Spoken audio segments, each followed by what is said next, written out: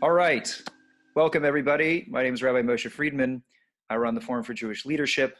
Welcome to what for us is a live conversation, but what for you will be a pre-recorded conversation. I'm here with Isabel Power, who is an expert in the field and works in the field of behavioral science. And I've asked her to come have a conversation today because there's a lot going on in the news with coronavirus and the implementation of the strategy by the UK government that has somehow been informed by this division of behavioral psychology and behavioral economics. And so I figured that Isabel was the perfect person to speak to get her opinion and her thoughts on the matter in terms of, what's going on right now. So welcome, Isabel. Thank you. That's the introduction. Okay, so Isabel, I understand that for certain purposes regarding making sure that the messaging is on point, you don't want to mention specifically who you work for, but if you can just tell me a little bit your job description and what it is that you do in that field. Sure. So for about 3 years now, I've worked in behavioral science, so effectively applying behavioral science concepts or psychology concepts to commercial or organizational problems. So perhaps in some ways similar to a lot of consultants will do, but instead of fixing the problem by other means, it's always fixed by a basis of behavioral science or psychology. So this is not an example of what I do, but a similar example of what the government do and how these behavioral science is the behavioral science unit there. They might, when they implement a policy, use behavioral science in order to ensure it's more effective. Okay, so if you can just give a brief introduction to what exactly behavioral science is, just that people know what you're talking about when you use that term. Sure. So behavioral science sort of has a lot of definitions, but at its core, a lot of people understand it to be understood kind of, if I take you a little bit to the history, it might be a bit easier. So it all stems back to thinking about our brain in terms of system 1 and system 2, which is a concept that Daniel Kahneman made a lot more famous. And that idea is that, we have 2 ways of thinking. System 1 is these automatic processes, things we do without even realizing we do them, such as blinking or touching our face, which is a very relevant one at the moment. And system 2 thinking is more of these slower reflective processes, thinking about what we're going to say, making decisions about where we're going to go in our direction of life. And fundamentally, with both these systems, we are subject to a number of biases. So this is a little bit different than traditional economic thinking of the rational man that will always make the right decisions and perfect information. Behavioral science says actually we don't, and we're subject to systematic biases. So these biases aren't actually random. You and I are probably susceptible to a lot of the same biases. A really common one is loss aversion, where effectively we will make decisions in order to avoid losses more than we would to make decisions to have gains. So there's been a lot of experiments where people will do a lot to avoid losing even $5, but won't try that hard to win $5. When in reality, statistically speaking or scientifically speaking, sorry, there's a bit of a lag, but seemingly, statistically speaking or scientifically speaking, there should be the same amount of risk assessment, whether you gain $5 or lose $5. Yeah, exactly. That's exact. So it's a bias, and it stems back to actually sort of evolutionary. When we're thinking in terms of survival, I mean, now what we're doing to gain $5 or lose $5 probably isn't life changing, but in order to lose something or gain something back in evolutionary terms could have been survival. And what's kind of key in behavioral science is that our brains haven't evolved to the world around us, and we're still making decisions with these biases and also heuristics, which are sort of our ways of making mental shortcuts that are appropriate for the sort of pre-modern world.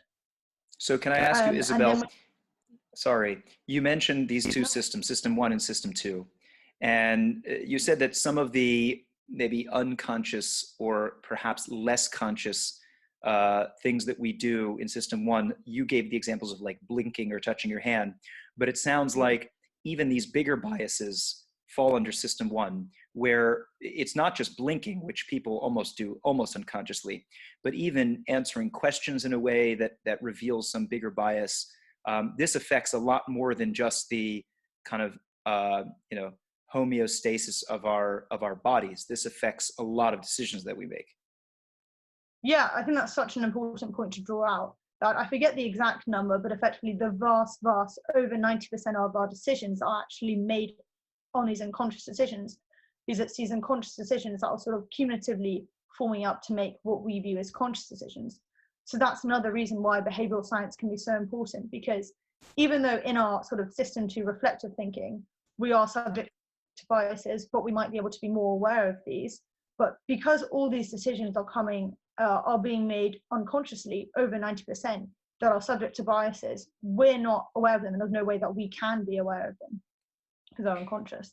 Yeah. So, which brings us to kind of the hot topic of this time, which is that there is this infamous nudge unit, as it's called, in the government, which is based on the book Nudge by Richard Thaler, which I'm sure you can kind of give us the basics about, but which essentially has to do with trying to influence public policy at very minor, almost subconscious levels that are trying to affect system one, so that people shift their behavior for the social good or whatever it might be, without them even necessarily noticing.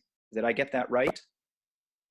Yeah, so that's it's interesting because that's sort of originally what they were made up of, and now they're kind of constantly evolving and widening their scope. But you're right, in essence, applying behavioral science to some of these sort of micro decisions, with the intention that it leads to greater social good. So can you give us an example of that has been implemented in British policy? Sure. So there's kind of two examples that I might give because they show some slight differences in work they do. So one they did was the UK is behind a lot of Western countries in terms of people signing up for some of the STEM subjects, so these science, engineering subjects. So they just use a behavioral science concept, which seems simple to everyone, of, your ego is really important, and therefore when people think notice things are personalized to them, they pay a lot more attention to that. So they just sent a bunch of students a personalized text message. So for me, dear Isabel, what courses have you signed up to next year? Have you considered signing up to maths course or whatever it might be?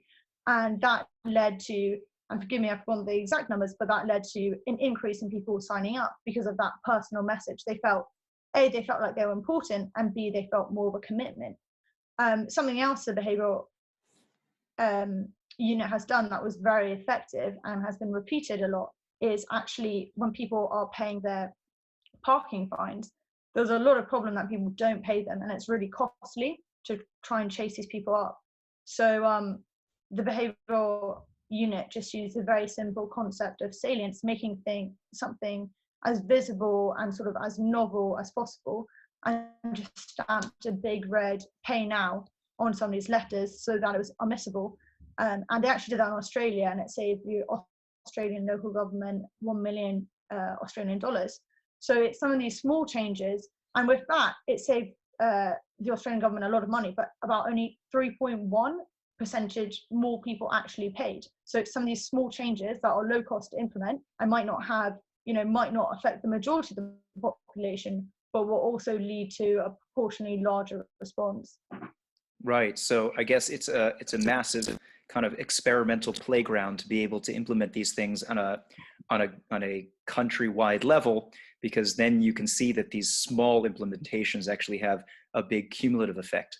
Now, I want to get to the what's been in the headlines recently, which is that it has come to light that part of what's influencing the decision of the government's policy regarding the trying to curb the tide of coronavirus is what Now, this might be a misrepresentation, but the way that it's being represented in the news is that they have delayed some of the more stringent measures of getting people to lock themselves in their houses and isolate for fear that there's something called behavioral fatigue. And this idea that if you tell people to drastically change their behavior for too long of a time, eventually people are going to get tired of it, and they won't be able to sustain that altered state of living. And so they're eventually, after a month or two, or however long, they're going to start reverting back to their old ways, and that will prove very ineffective. First of all, in your kind of professional opinion, two questions. Is that an accurate representation of what the policy was doing? Is that an accurate representation of what they were trying to account for, this thing called behavioral fatigue? And second of all, do you think that that has legitimacy? Because there have been voices, for example, his name escapes me now. His name is Nick Chater in The Guardian, has written a whole long article saying that behavioral fatigue has no scientific basis whatsoever, and he criticized the government. So those are the two questions. So for the first one, I'm not trying to avoid it, but I would say that's an accurate representation. I think it's hard to know what is an accurate representation, because a criticism of the government is that they are giving some mixed messaging at the moment. So I think as far as we can understand it, that's what it is. And actually moving on to second question, I think that is relevant, because a criticism within the behavioral science community is that the government haven't really made clear what they mean by behavioral fatigue, how they're implementing it in their policies, and what's the evidence underlying it. So I think, with that first question, is an accurate policy interpretation, feeds very much to that second one. So thinking about how legitimate it is, I think firstly, the concept of behavioral fatigue is a legitimate concept. I don't think the government's necessarily wrong in recognizing that. We see that every year in January when people start their New Year's resolutions, and no matter how committed they are, people just don't follow through them. Actually, Strava, the sort of running and other activities app, pinpointed the most common day to stop following your New Year's resolution is the 19th of January. So, no matter how resolute people are on the 1st of January, less than a month later, people stop following it. But the criticism and the application here, and I think there is a lot of legitimacy to this criticism, where effectively about 500 very prominent behavioral scientists, so some of the leading academics at UCL, Warwick, etc., argued that actually the situation is a lot more urgent than where this concept of fatigue sort of normally has been studied. And they wanted to know, behavioral science is very much about context. People behave very different ways in certain concepts. When you're feeling secure about something, you might behave very differently than if you're worried. And the argument is actually, look, the situation is so urgent that fatigue probably won't apply to sort of the same extent. People realize how serious it is. And if the government, if at this time they're not messaging about how serious it is, that could actually sort of stop the effectiveness and be counterintuitive to the policies. So if you're not messaging that it's urgent, people are more likely to get fatigued. There's also some arguments about, okay, how effective is delaying in terms of, medically, but I think I could speak less about that. Right. With, So essentially, if I've gotten this right, you're suggesting that by not expressing the urgency of the matter, the government is basically equating this to like a New Year's resolution. In other words, this is a nice thing to do. It's a helpful policy to avoid any unnecessary contact. But had the government come out and said, this is urgent and this is a matter of life and death, so then people would have actually sprung into action much more quickly, and that might have perhaps motivated them to be able to take upon themselves a new type of behavior and experience even less fatigue. Yeah, I think I wouldn't quite compare it to a New Year's resolution, because I think most people are taking it more seriously. But yeah, sure. I can definitely see why you made that link. because I made that. In terms of, yeah, I think you are kind of accurate there. If the government don't show it's urgent, people aren't going to have that same motivation. And also, I think a criticism again is actually in behavioral science, it's really important that everything's backed up, because some of it does seem quite sort of logical. You need to make sure is actually evidence has been experimented before. So with the government, you've got to ask them, okay, this actually might be a true concept, but from the existing sort of literature out there, it doesn't seem like you actually know that's definitely going to happen. But I think it's good in some ways, even though I think an urgent response right now might be more appropriate behaviorally, A, to motivate people, and B, in terms of medically. It's good they're aware of behavioral fatigue. And I think it's important if they do think that's going to happen later, there's a lot of sort of behavioral science techniques you can use to counteract that. So, we go back to the example of New Year's resolutions. Every year you've probably seen a lot of blogs that come up saying, make sure these goals are concrete. Make sure you have, somebody you're accountable to, a friend. The government can employ some of these concepts later on to stop the fatigue. So if everybody adopts an elderly person and has a picture of them in their home and says, lock yourselves in for that person, so then maybe they'll be able to concretize the incentives much more effectively, because they see somebody's picture right there and say, okay, old Alistair over there is going to get it unless you guys lock yourselves in. Yeah, exactly. They just sent a letter saying, 5 doors down, there's Mavis in your community who is 80 and suffering this condition. Think what would happen if you went out. You're right. These could be very effective strategies. And kind of going back to behavioral science, these are very much nudges. It doesn't actually force somebody to stay in, but it sort of plays on the behavioral concepts and the emotions. Okay, so now I want to get to kind of a second order question on the concept of implementing behavioral science in these public policies, because from my understanding, a lot of the experiments have to be done in such a way that the subject is not aware of what they're being tested for. And the reason being is because if you tell them, oh, I'm conducting an experiment in order to see how minor changes in your environment are going to affect your behavior, that undoes the experiment, because now they know what they're looking for and they'll adjust their behavior accordingly. My question on this is, do you think that there's any possibility that the British government is intentionally wording their policy or presenting the policy in one way, but in reality they're trying to achieve a different effect that they might not be telling people? I think that is a very interesting question, a very fair question to ask at these times. It is difficult to say with any certainty if they're purposely wording something in a way that they want a different effect. I think from the response that they've got they've changed their tune since Friday, or the announcement last Thursday or Friday, but I don't think they got the response they wanted, whatever it was, because they got a lot of backlash from not having such draconian measures. Whether they're trying to do that, that could be a legitimate option they're trying to do. Though I think it would be more beneficial for them at this stage to have transparency, and even within behavioral science, although with experiments, a lot of times people aren't told, okay, we are, for example, playing up your ego because we want you to do this. A lot of time people are told you are part of an experiment. And as we said earlier, sort of having these clear, concrete goals and rules would help people. So at this time, I actually think transparency, being very clear about guidelines,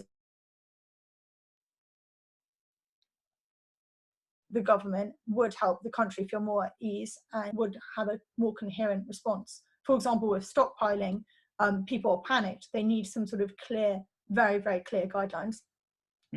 Okay, that's a valid point. Now, the next question would be then, I'm definitely in two ways about this, which is, at what point does the implementation of behavioral science techniques, when for you does it border on manipulation? In other words, we kind of influence people's system one, so to speak, all the time. Whether it's, there's that famous experiment of if a waiter or waitress would pat somebody on the back, the person that they're serving, so then they're more likely to give a bigger tip just because of that, that human contact. And I don't think Yeah. anybody would say that that's like an unethical, manipulation of a human being. We do things like that all the time, but at the same time, we may say that there is a cutoff whereby if you're trying to manipulate people a little bit too much, say, we know that playing a certain type of happy music is going to make people more likely to respond to a telemarketing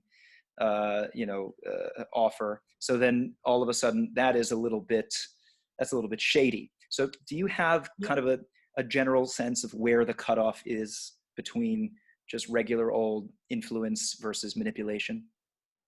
So I think there's kind of two things that are very important to keep in mind. So firstly, it's exactly what Cass Sunstein and Richard Thaler outline in Nudge, which is with behavioral science and nudges in particular, they're very much a nudge. So they kind of gently point you to a direction. They don't force you. There's no coercion there. And they use this phrase, which I think is very good, which effectively nudges, if you want to avoid a nudge, so if you want to avoid that behavioral science push, it should be cost-free to you and it should be easy to do. So kind of putting that into real life, with supermarkets, as you know, a lot of supermarkets, and they don't do this for social good, but they'll have sweets and fruit and stuff like that as you're queuing, because that's the sort of small purchases you might make when you're bored, you're a little bit hungry, you might just put that in your basket. But although that's not for social good, it's very easy for you not to do that. You would lose nothing by not doing that, and no one's forcing you to buy that. You can't only buy your other food if you do that. But I think second, and maybe separate from that example, so just to be clear about that, first, with behavioral science, it's important that somebody still has freedom of choice and there's no loss to them if they don't do that. And secondly, it is about being socially responsible. So, with this case of the supermarket, it's not very socially responsible to do that. Instead, if they had maybe fruit or healthy alternatives, that would be more socially responsible. And I think that's people's concerns with the government is, are they using behavioral science for the best of the people and for the best of all the people, including the vulnerable people? And I think that's kind of a question that might become the answer might become more and more apparent as we see more going on. But I think what is really important in and why behavioral science should be used is that these biases and this biased decision making is going on anyway. So if you can use behavioral science to make something more effective, for example, behavioral science is used all the time in customer service and making websites easier and quicker to use. So if you can use it to make something more effective or for social good, I think it's a really good thing. But I'd be interested to hear your views as well, because you said you were kind of two minds about it as well. Right. Well, as I said, I think that there is certainly a cutoff point. And, for me, I can identify a few cases, from my perspective as a rabbi, I can think of a couple examples whereby there are certain things where there might be something that everybody agrees is a positive outcome. And that almost, even if I were told that that's what was happening to me, I would want you to kind of influence me to make a better decision, right? So, so one example is that there's a certain rabbi of the Talmud who would make a joke every time, before any big talk that he was going to give. And the reason why is because he just simply wanted people to open up a little bit more while they were studying and loosen up. Now that's a very simple technique. That to me doesn't sound coercive, and it doesn't sound destructive. So in that sense, I think that one of the criteria that a person has to have is, is this something that, am I doing this to manipulate somebody only for my benefit, or is it something that they themselves would agree is a positive benefit? That's one case where I would say is that's a pretty clear-cut example where it's not an immoral thing to do. Yeah. The other example is something whereby the nudge or the influence that you're trying to enact is counteracting something that already exists in the world that everyone agrees is a negative bias, right? Mm-hmm. So for example, that desire to go for sweets, everyone agrees that like that's not a healthy thing. So if I were to implement a nudge that would make it a little bit more difficult to get to the sweets aisle in the supermarket, so Yeah.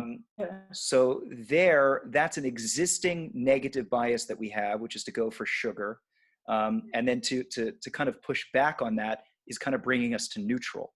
The Mm-hmm. example of this in kind of Torah literature is this famous example that it says that during the Egypt story, the story of the Jews in Egypt, it says that God hardened Pharaoh's heart, and everyone's like, well, how is that fair, right? So there are a couple commentaries that suggest that the reason why it was fair is because if you were getting pummeled by a series of miraculous plagues that were making life absolutely unbearable for you, you would actually have almost no free will to decide whether or not to let the Jewish people go. But if you're to harden somebody's Yeah. heart just enough that they now have a 50-50 decision whether or not to let somebody go and to give them back their free will, so to speak, then all of a sudden that's almost an act of kindness or mercy. So in a similar way, we have all these things in the world that are influencing us. Do you want to, Netflix is going to automatically start the next episode, no matter whether I click it or not. That's a very manipulative thing. If there was some nudge to make it a little bit more difficult to play the next video, then I think everybody would agree that that's bringing us back to neutral. Yeah, I think it's definitely that aspect of social responsibility that's quite important with it. I think, yeah, you're right. As you kind of use this term neutral, these biases are going on regardless. So if there's an opportunity to use behavioral science to sort of push us towards making that decision that's going to improve our well-being, then for me, I view that as a really positive thing. Right. Now, my last question for you, Isabel, is if there was a particular nudge that you could implement into British policy, what would it be? Oh, that's a really good question. Because immediately I'm just thinking of things that would sort of help me as opposed to what would help policy. But I'm going to try not to avoid the question too much and not say something specific, but I really like nudges that involve behavioral bundling. So involve a behavior that we're already doing, then just stick something on because it's so much easier. And I think we could do more of that to encourage people to give money to charity or charitable causes. Again, in a way that's sort of not coercive, but just encouraging people to make it sort of as easy as possible. And you already see it in gift aid when, it's like, do you want to donate that extra 50p? Or people are sometimes told, do you want to round up? You spent £9.70, why not make it £10 and give £30 to charity? So I think if there's more ways to implement those sort of nudges where you're using behavioral bundling to give to charity, or alternatively using behavioral bundling to encouraging people to improve their health and lifestyle, I'd really look forward to that sort of thing. I think they'd be effective. Yeah. Wow. I mean, it's amazing just to the more knowledge that we have about the way that human beings work. Obviously it can be used for manipulative purposes, but it can be used for such tremendous good. And I think everybody agrees that they would almost want to be quote unquote hacked to be able to influence their behavior for the better. So in any case, let's hope that whatever decisions the British government is making based on their policymakers does pay off for everyone's sake. But in the meantime, I think it's a very helpful thing for people to be informed and aware that this whole branch of science exists and what an influence it's actually already having in British society. So thank you so much, Isabel, for enlightening us today. Thank you so much for having me. Yeah. Okay. Everyone who's watching, hope you enjoyed the conversation. This is going to be rolled out as part of an effort to try to bring you more contents that you're not letting that little timer on the Netflix episode to keep you, stuck there for hours and hours and hours on end. And hopefully you're using your isolation time productively to educate yourself and grow. All right. Take care, everyone. Have a good one.